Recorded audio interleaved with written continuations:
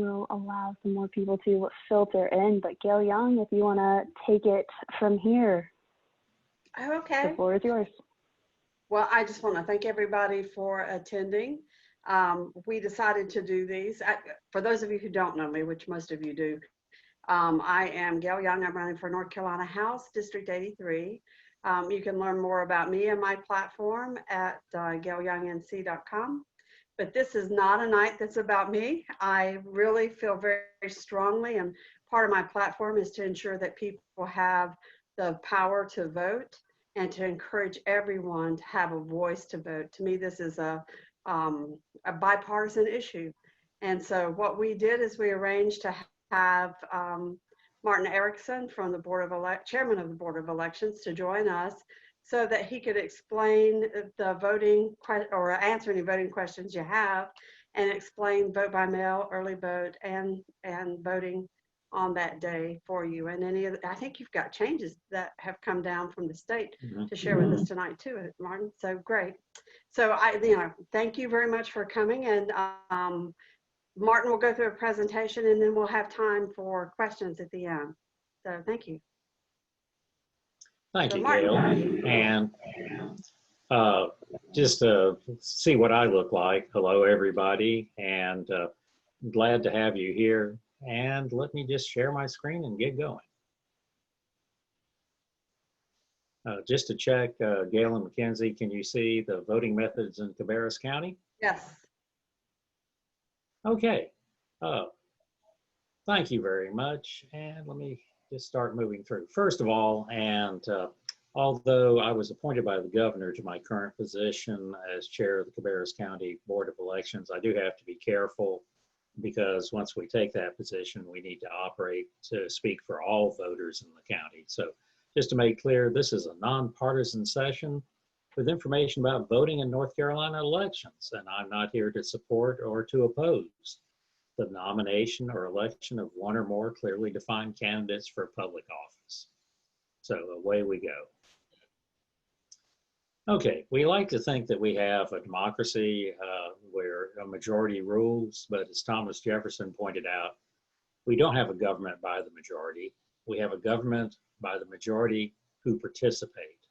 And my goal is to get as many people participating in this election and every election as possible. Now, we tend to think, when is the election? It's the first Tuesday after the first Monday in November, but it's actually closer than you think. It is 63 days until Tuesday, November 3rd, but it's only 44 days until the start of one-stop early voting, which will take place starting Thursday, October 15th. It's 38 days to register or change your address for Election Day, although you will have a second chance if you don't do that by the time you get to the early voting sites. It's only 3 days until absentee ballots are going to be mailed to people who have already requested them. And you can request an absentee ballot today. And you picked a good day to come to a presentation because we have had some major changes in just the last 2 days that will impact voters in Cabarrus County. Now, there are 3 ways to vote. The traditional way, show up at Election Day at your local precinct in your neighborhood. And that's a long day. That's from 6:30 a.m. to 7:30 p.m. It is on a Tuesday, and people work on a Tuesday, or a lot of people do. So we have one-stop early voting, which will run for 17 consecutive days, starting Thursday, October 15th through Saturday, October 31st. So we will be voting on Halloween. Now, these are long days, weekdays from 8 a.m. to 7:30 p.m. Saturdays, we'll have 3 Saturdays of early voting from 8 a.m. to 3 p.m. And first ever in Cabarrus County, we have Sundays where voting will be allowed from 1 p.m. to 5 p.m. And anybody that's standing in line at the end of the day at any of these places will be allowed to vote. And then finally, there's absentee voting, which is casting a ballot by mail.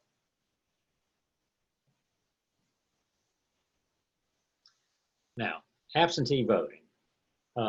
there's been some discussion, what's absentee voting, what is vote by mail.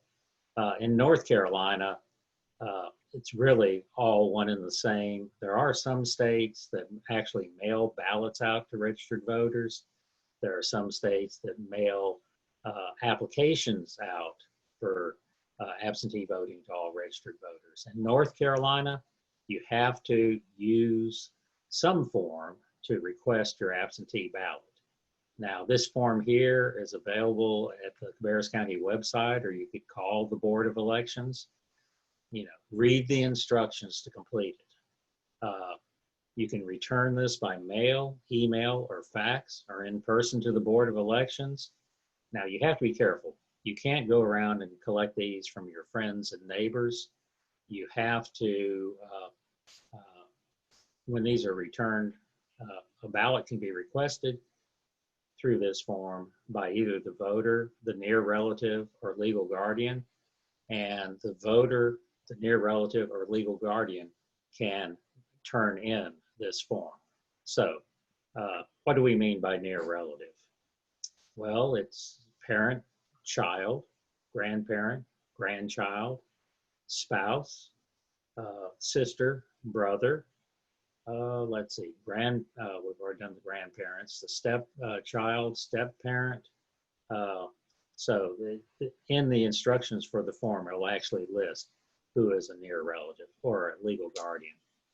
Now, the voter has to sign it here, or if it is requested by a near relative or legal guardian, they have to sign it here.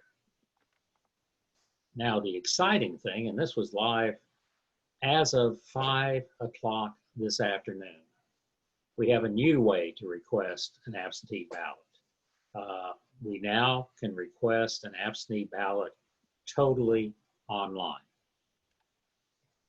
It is good for civilian, by which I mean us here in the county, and also for active military or overseas voters. So when you go to the website, first thing you'll see is either request an absentee ballot or access military overseas voter services.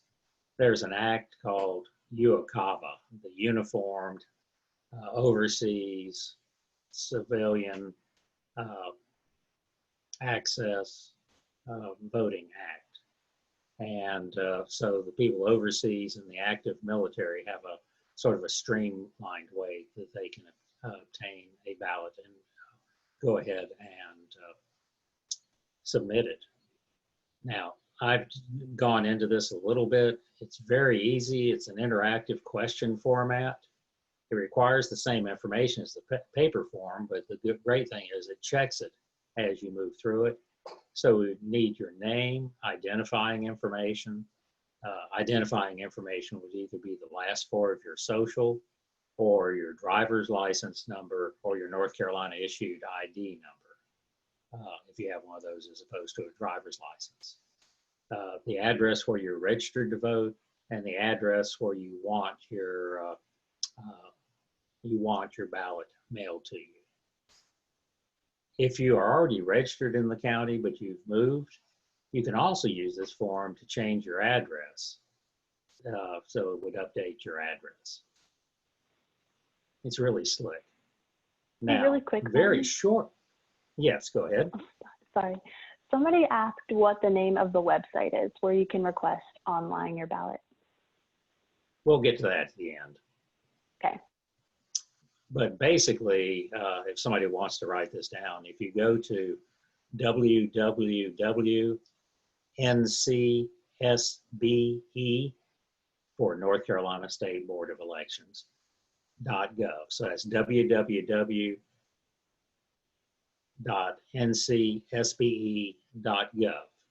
And I'm sure we'll have a link to this from the Cabarrus County side very shortly. Now, in the next little bit, there's going to be a website that if you request to vote by mail, you'll be able to track your request, see that it's been received by the county board.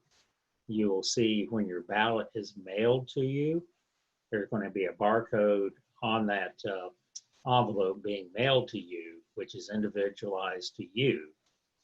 So you'll see when your ballot is mailed, you'll be able to track it as it comes to you.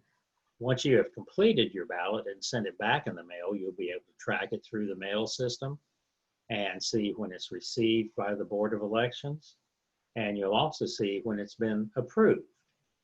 So it is very good end-to-end tracking. You can also opt in for email notifications or text notifications. I think it even has the ability to have a voice to call you and inform you as to the status when the status changes. Now, to vote your absentee ballot, there have been some changes streamlined because of the COVID pandemic. There's a completely new ballot return envelope. Again, it always pays to read the instructions. So when you receive an absentee ballot, inside that large envelope, you will have this return envelope, you'll have a set of instructions, and you'll have a paper ballot that looks just like the paper ballots you've used here in Cabarrus County, except it's folded to fit. You will need to gather a witness to watch you vote your ballot. This person has to be 18 years of age. This person can't be running for office unless they happen to be your near relative. So spouses, brothers, sisters, parents, children, as long as they're 18 years of age, they can witness it for you. They have to see you vote your ballot, but they don't have to see how you vote, who you're voting for. So they can be 6 feet away from you and just watch you mark your ballot. This will be a long ballot, 17 inches long, with races on both the front and the back. So be sure you vote both the races on the front and the races on the back. When you finish, you place your ballot in this envelope here and seal it. And once you seal it, you would sign it. Then your witness has to print their name, print their address, and sign it. And after that's finished, all you have to do is return your absentee ballot. It only takes one 55-cent stamp or a forever stamp that you purchased prior, at any point prior. And then once you stick it in the mail, it'll be tracked by the new website. Now, one thing that we don't have control over, but you do, don't wait to the last minute, because these ballots have to be received by 5 p.m. election day. The recommendation now is to mail it no later than October 27th. So that would be give a full week to get to the Board of Elections. But if you know who you want to vote for, you could turn it around. Like I say, they're being mailed out the 4th. You'll probably get it Tuesday or Wednesday because Monday's a holiday. You can send it back the next day. So no need to wait. The other ways of returning it, you can return it by hand to the Board of Elections office, 369 Church Street North, Concord. Those of us who've been around here think of it as being the old creamery. It has to be, if it's returned by hand, it has to be by 5 p.m. election day, if it's to the Board of Elections. You can return it by hand to any early voting site. Remember, early voting sites are open from October 15th to October 31st. You will have to stand in line to turn it in there. So if you're turning it in by hand, it may be just as easy if you're close enough to turn it into the Board of Elections office. And drop boxes are not allowed. You cannot return your ballot to the precinct on election day. If you take it to the precinct on election day, they're going to point you back to the Board of Elections office. Now, ballots that are received within 3 days of the election will still be counted if they're postmarked election day or earlier. But we have found out that not all mail is postmarked, so I would not recommend mailing it election day. Some people say if you're going to mail it election day, take it in and make sure it's hand canceled at the counter. If you're doing that, you may as well just take it to the Board of Elections office.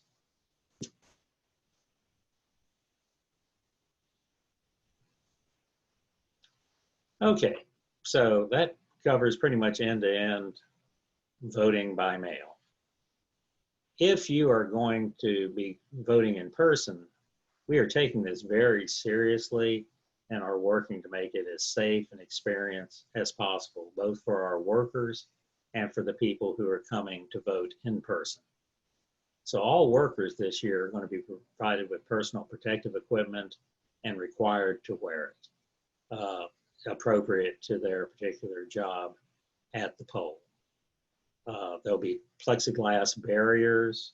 There'll be in gloves and masks, maybe in face shields if they're going to be going out to do curbside voting. Voters will be encouraged, but not required, to wear masks. To help encourage them, we're going to have masks that we can provide. There'll be hand sanitizer all over the place. We are going to have physical distancing of the voting booths. Our standard 4-person voting booths are going to be blocked off, so only 2 of the positions are available. We will have some single-person voting booths spread around, so everything will be spread apart. And we do have paper ballots, but as opposed to the pens that could be left in the voting booth for the next person, we're going to have single-use pens gifted to each individual voter. If you don't take your pen with you, we'll have to just trash it. For those who are using the AutoMark machine, which is assisted technology, there'll be cotton swabs that can be used to select things on the screen. So we're taking our safety of everybody very seriously. Okay, this is some new information as of yesterday. One-stop early voting. We call it one-stop because you can do everything during this time. It's one-stop because if you're not registered already, you can go ahead and register. You can report an address change if you've moved within the county, and you can vote at the same time. Do know that if you're registering, you will need to bring some information that will help prove out your place of residence, such as a utility bill, a pre-printed bank statement, plus along with an ID. IDs are not required to vote, but you do have to provide at least enough information so that registration can be handled. As opposed to election day, where you can only vote, or you should only vote at your assigned precinct, you can go to any site in Cabarrus County and vote. Now, we have selected very large sites so that we can spread the voting experience out. So we will not be voting at the Board of Elections office. That room is a little cramped, and we would not be able to put in enough booths in there to adequately handle people. So we've moved that location out to Northern Plaza. It's the old Northern Tool Store, and it was a Bi-Lo before that. It's sort of across from Concord Diner and the CVS near the intersection of, I believe it's Central and Concord Parkway North 29. So it's up the hill from Lowe's and up the hill from the old Kmart. Also, the Cabarrus Arena and Events Center. We're in a very large hall there. Charlotte Motor Speedway has volunteered a space to move forward and allow us to vote there. It's actually in the infield, a building in the infield at Concord Charlotte Motor Speedway that is in Concord. And then finally, the Kannapolis Train Depot will be used. It is the same location we've used, but it's large enough we think we're in pretty good shape there. The other exciting piece of news, and this came from a hearing in front of the state board yesterday. Weekdays, 8 to 7:30, that's standard. Saturdays, we're going to be voting 3 consecutive Saturdays during this period from 8 a.m. to 3 p.m. And then finally, first ever time in Cabarrus County, where we'll be voting on 2 Sundays from 1 to 5 p.m. Curbside voting. Some people are unaware of this, and actually I think it's one of the nicest thing we do. I have a friend up in Virginia who lets me know some of their voting practices. And this is not universal across all states, but we have curbside voting available at all one-stop early voting sites and at all precincts on election day. Now, this is not to be confused with a drop box. This is for people who can vote from a vehicle, but it's only because they have age or physical disability they're unable to enter the voting enclosure. And I would request, just out of courtesy to our elders and those who cannot enter the voting enclosure, that we restrict it to those people. In fact, an affidavit must be signed stating that the reason you're not going in is because of age or physical disability. If you have any concerns about voting in person as opposed to doing this, the best route would be to use vote by mail absentee ballot. And as you can see here, the worker will be masked up and with face shield and to interact with the voter. In this way of voting, the poll worker comes out, requests the name and address of the person desiring to vote, goes back in, obtains an affidavit and the proper ballot, brings it back out.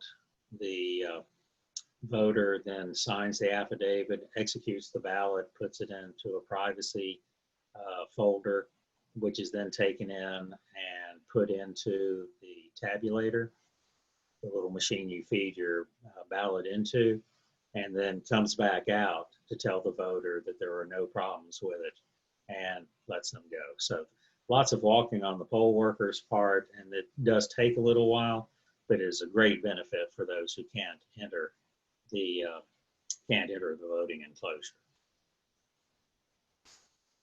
And then there's the traditional way of voting, election day. So this is at your assigned precinct. You should all have received a voter registration card, which tells you where your precinct is.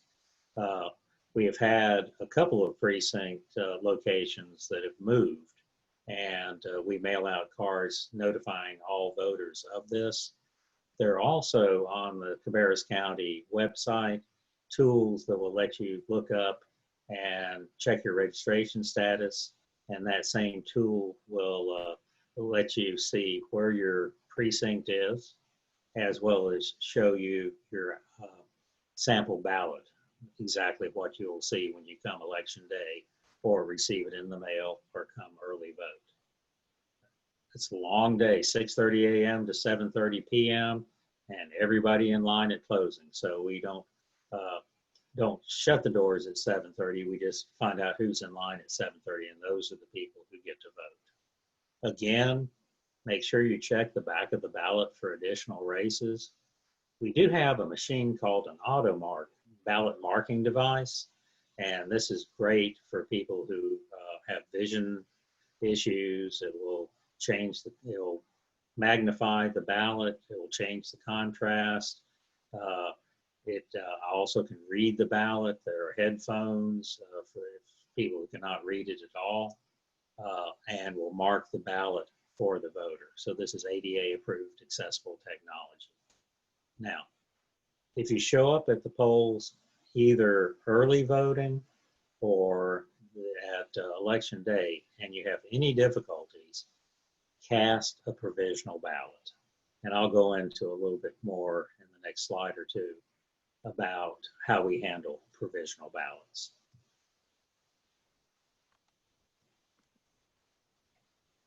Okay, there are a couple of myths that I hear over and over again about voting. So, absentee voting.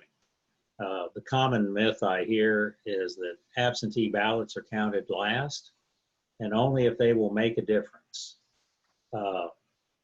Can't remember, we either have had more, we have more than 10,000 absentee ballot requests in already. I think it's probably closer to 11,000. We have already received more than twice as many absentee requests this year as compared to 2016. If we had to wait till election night to count these, we'd be there all night and results will be delayed. So we're going to be starting in late September to actually approving these absentee ballots and feeding them into a tabulator. We don't pull the tape. We don't know who's leading. We don't know the results. And we don't have that information until election night. But we will be actually counting these votes or putting these votes in to be counted at meetings of the Board of Elections. These meetings are actually open to the public. You're more than welcome to come, but I'll tell you, it's pretty much just procedural. I'd love to have people come, but after you see it once, you're not going to come back every night that we're going to be meeting to handle this. Now, as opposed to being delayed, actually these absentee ballots that are received by election day and one-stop early voting results, if you look at the website, those are going to be some of the first results reported.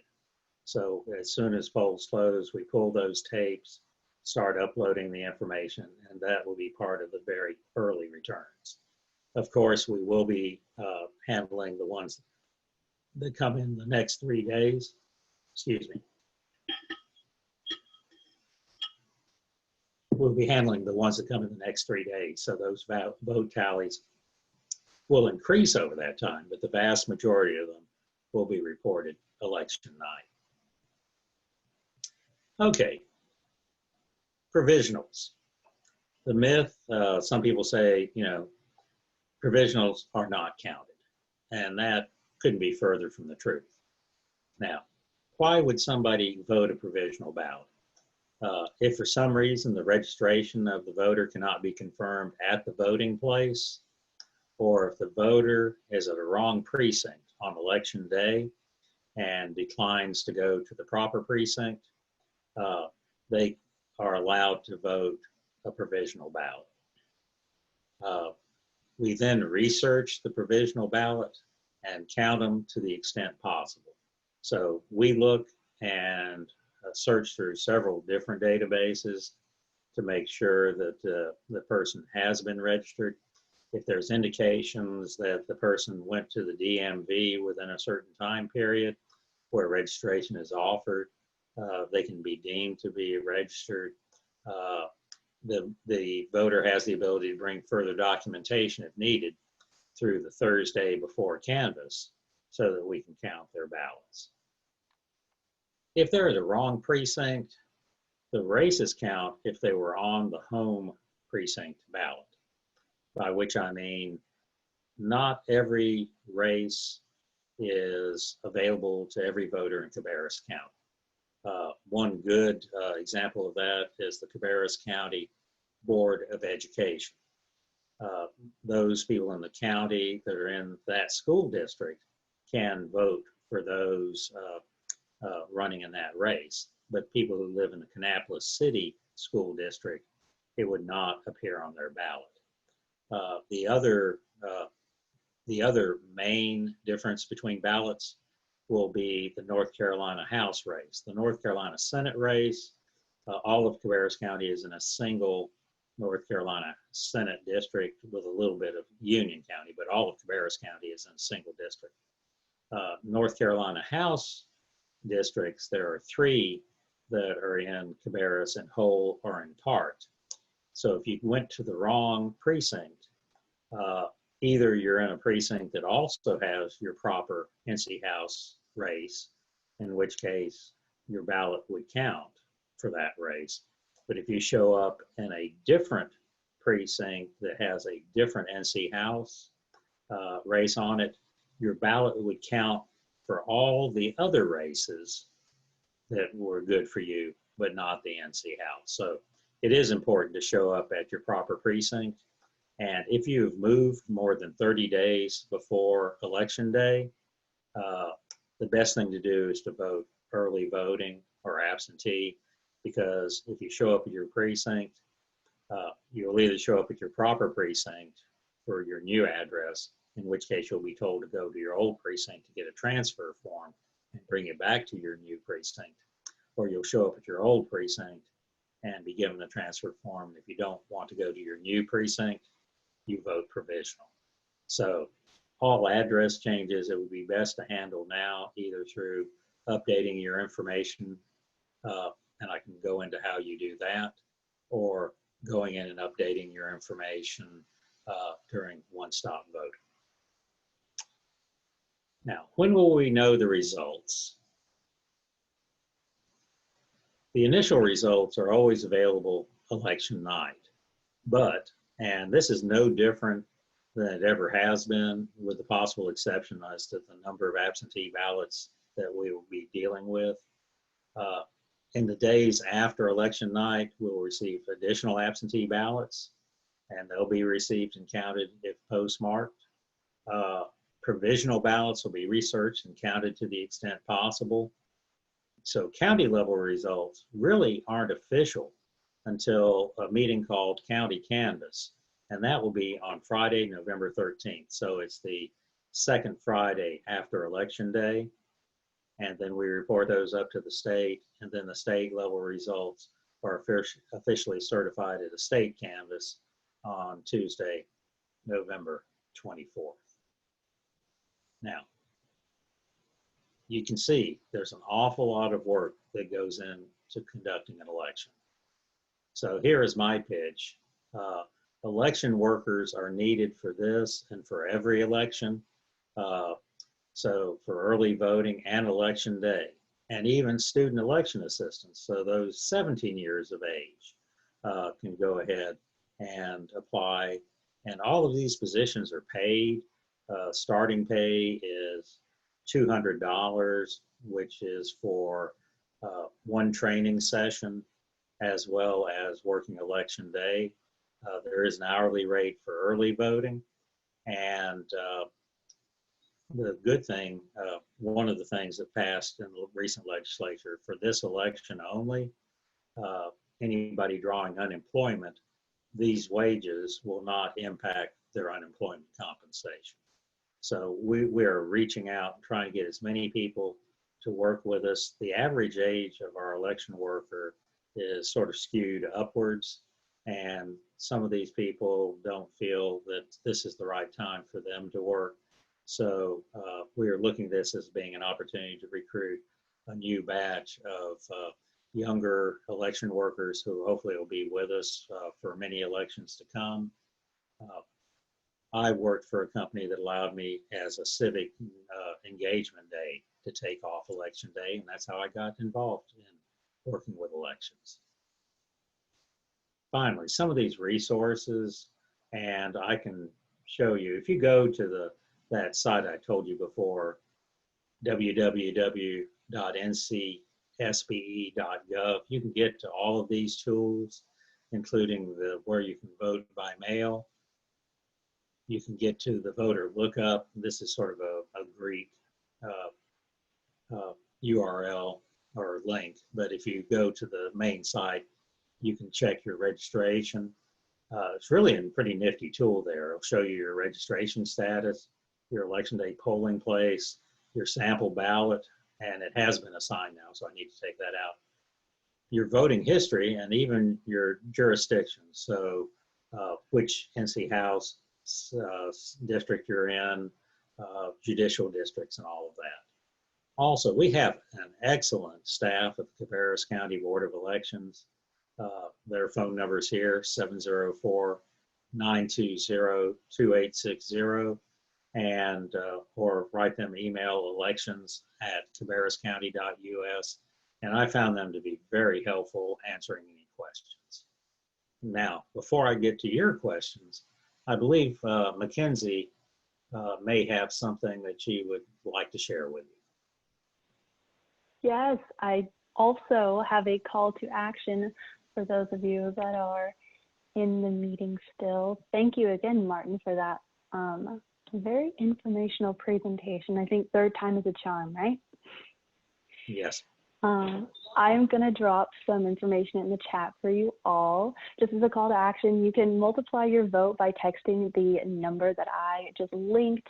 And it's just going to ask you to remind 3 people that you know, preferably in your district, to vote. And it will send you a reminder, of course, when early voting begins, to remind those 3 people.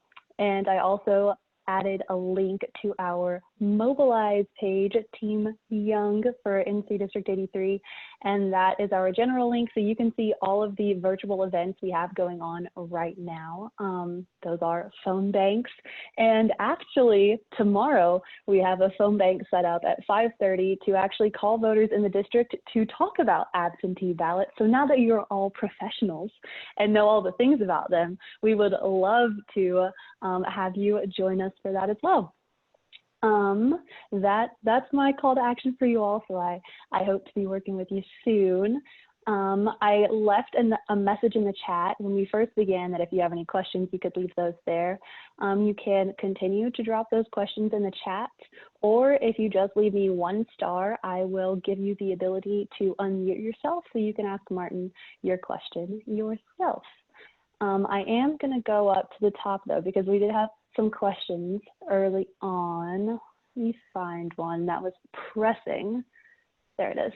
So Martin, somebody said, I sent in my absentee request a month or so ago. I printed it from the board website. I'm looking again now where you check your registration at the drop down to see about your absentee request, and it shows the number 0.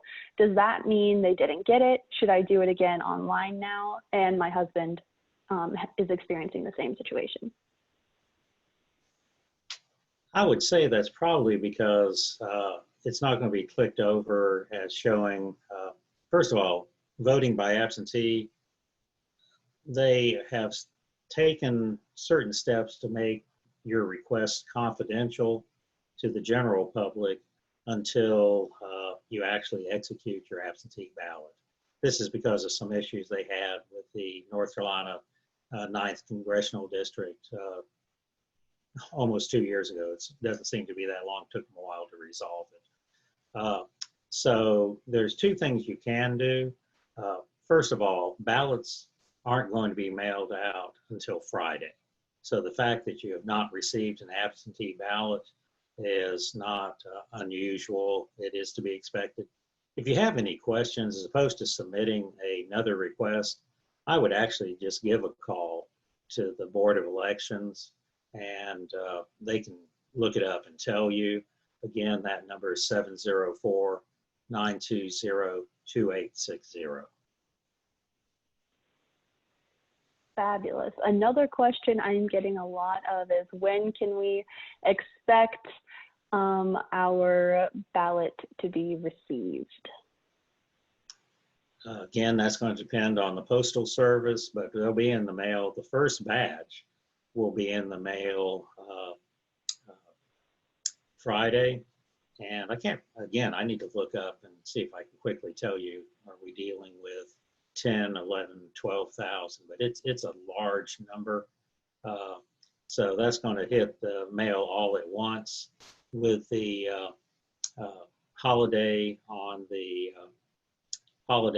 Monday, I would assume that you would start seeing them Tuesday, Wednesday of next week. And let me just, I'm real proud of this. So let me show this. This is, how come it's not allowing me to share that? Okay, let me move this over. And kill this. So, well, let's try sharing the screen again.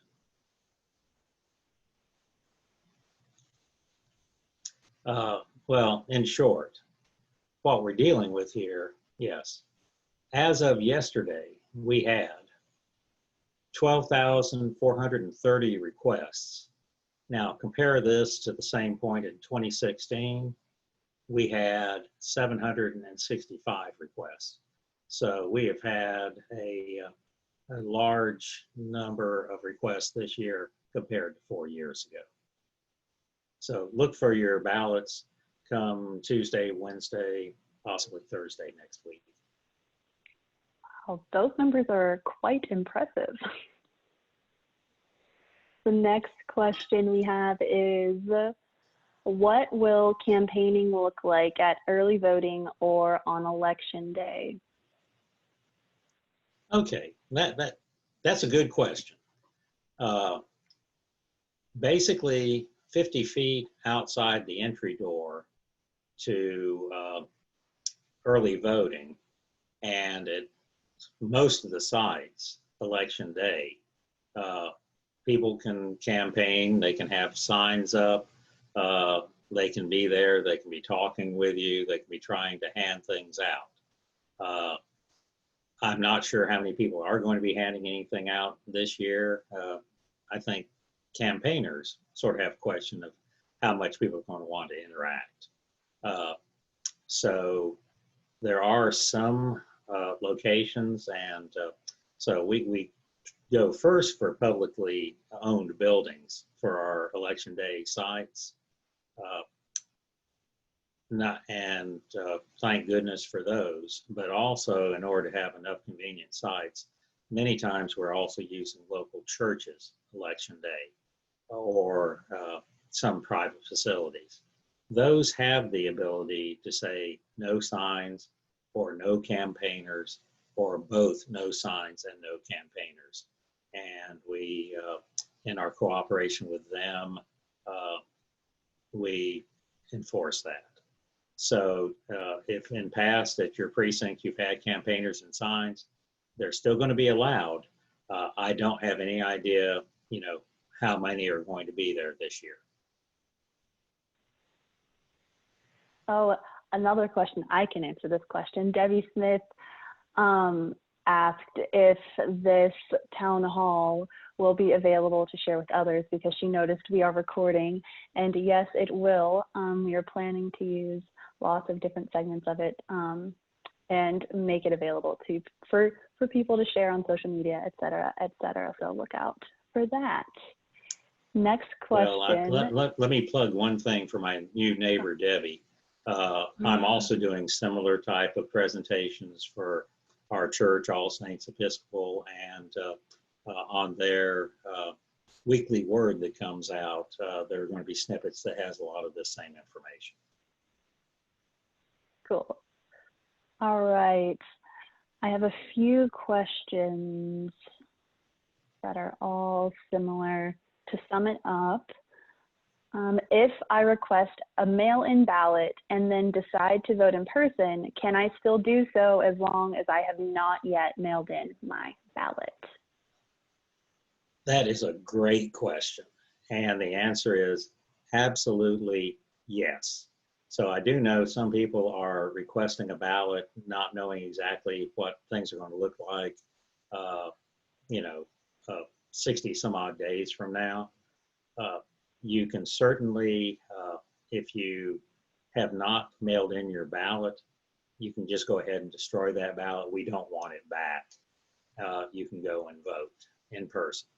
The only thing you can't do is vote in person and then mail it. If you mail it, we may actually block you from voting if it comes in first. If it comes in second, we're going to know about that, and you're going to be talked to. So don't do it. This is not a way to vote twice, but certainly if you request it and then decide to vote in person, that's perfectly acceptable. Fabulous, fabulous, fabulous. I'm just going back through to make sure I didn't miss anything. Does anyone else have any questions? Remember, if you just leave me a star, I will unmute you so you can ask your question yourself. We had some up at the top. We went over safety protocol at the polls. I don't have any more questions in the chat. I'll give you all just a minute to get those questions coming through. In the meantime, in case this just gets anybody's thought process going, let me see if I can share the state site. And which one did I do? And oh, that's the trouble. I have too many of these things up and they all look alike. So let's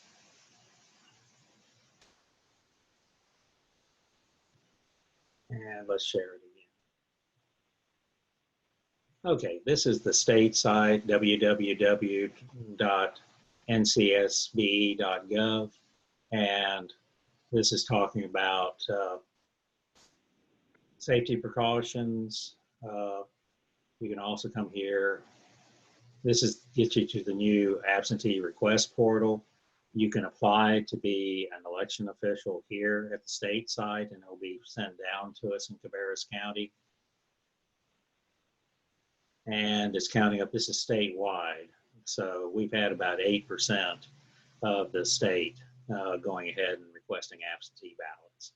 So this is a newly designed site in the last couple of days. Very easy to use. The Cabarrus County site, again, if you go to cabarruscounty.us/elections, it will lead you to this site. So you have voter registration, absentee ballot request form. So I would assume we're going to be linking from this to the online request shortly. Again, another way of applying to be a precinct official with explanations of that. Top 10 voting facts of COVID-19. And let's see, what I wanted to do also is just to show what it looks like for your voter information record. Let's see. Are you a good multitasker, Martin? Because I have a question from the chat. Go ahead. Go ahead. All right. Somebody asks, if you are a campaign volunteer, can you apply to work the polls? Okay. The people who can work the polls have to be registered voters, and hopefully everybody on this call is, but if somebody applies to work and they're not registered, we help them register. They cannot be a candidate. Don't believe they can be a spouse of a candidate. But if they're a campaign volunteer, as long as they don't hold a party position, they can go ahead and work at the polls. So let's say somebody's doing phone banking or texting or items like that, they can go ahead and easily work at the polls. Oh, just to make sure you're seeing what I'm seeing, this is, do you see the voter search tool? Sure do. Okay, so I don't even mind telling you my year of birth.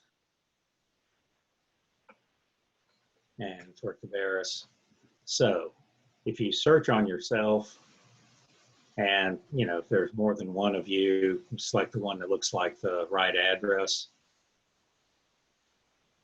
This is where you can check your address, that they know you. Voter details shows I'm an active voter. Shows my sample ballot. So this gives you a PDF of your sample ballot that you can print out and mark up and take with you to your polls. It'll show you where your election day polling place is. You can actually click through this and get a little map and some pictures of your election day polling place. And it'll show you your voter history. And I've voted more than 48 times, but this only goes just back so far. And the absentee request here is the where it's saying we do not have an absentee request record for you in North Carolina, or it's not yet available for public display. So this may not populate until actually your absentee request comes back to us. We mail you a ballot and you send your ballot back in. That other tracking website would be where you could check, or again, you could call for the Board of Elections. That's a handy tool. I have some more questions that have come in, and one of those is, are there going to be law enforcement officers at the polls? And I assume this is perhaps coming from statements that the president has made. There's been several articles printed that says, there can be law enforcement officials at the polls, but they are not directed at the federal level. The one thing, I don't know if you've noticed it, but in your polling place, if you go election day, there are actually published lists of everybody who has sent in an absentee ballot and everybody who voted one-stop absentee. This is to, for citizens to be able to look at and say, Larry here standing in line has already voted, although our electronic poll books will also prevent that person from voting. We'll actually be processing absentee ballots the night before election, so we print up what's called a supplemental list, and that will be dispatched to the polls. It has to be to the polls by 10 a.m. And since we don't have a sheriff's race on the ballot this time, we will be using deputies to run those in.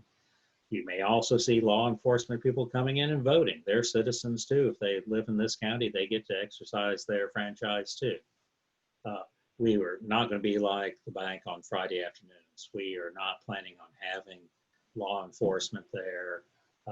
They are available to be called if we have any issues at the poll, either dispatched by the Board of Elections or called by the chief judge at each precinct.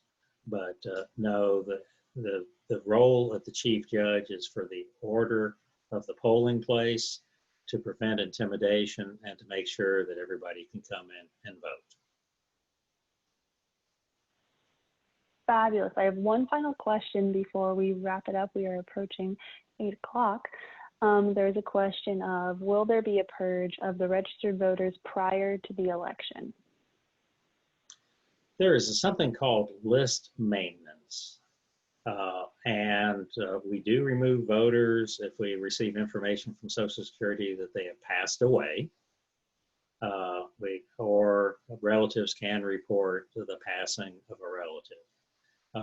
If there's an indication that they have moved out of the county, if they go to DMV and they have a Mecklenburg address, they're removed from our rolls. If they have not voted in the past 2 federal elections, they're moved to an inactive status. There are mailings that go out to those, and if they're not returned, the people can be on an inactive status. If they're on inactive status long enough, they will be removed. If you go in and you check your registration and it says inactive and you're still at the same location you've always been, it's very easy. You come in and tell them, I'm voting this time, I'm still at the same address, and by the act of voting, you become active. So that list maintenance occurs early in the year. So there, with the exceptions of some indications of either passing away or moving out of the county, there is no systematic purge that has been problematic in some jurisdictions. Great. Well, those are all the questions that I have. I want to thank you again, Martin, for doing this with us. It's been a huge help to me, especially since I actively volunteer and oftentimes get lots of questions about voting and how to vote, et cetera, et cetera. So without further ado, I will hand it off to Gail Young to close us out. Thank you all for joining us tonight. Thank you for the opportunity. Oh no, Gail, you're muted. There we go. I forget that I mute myself. There you are. There we go. So I want to say thanks again to Martin for giving us his time and his expertise to understand voting this year. And this is a year where voting is probably the most important thing that you can do. So encourage people to vote. The people who win are going to be the ones who can turn out the most vote. So thank you for coming. I hope this was informative. Share it with your friends, and see you at the polls. Good night. Good night.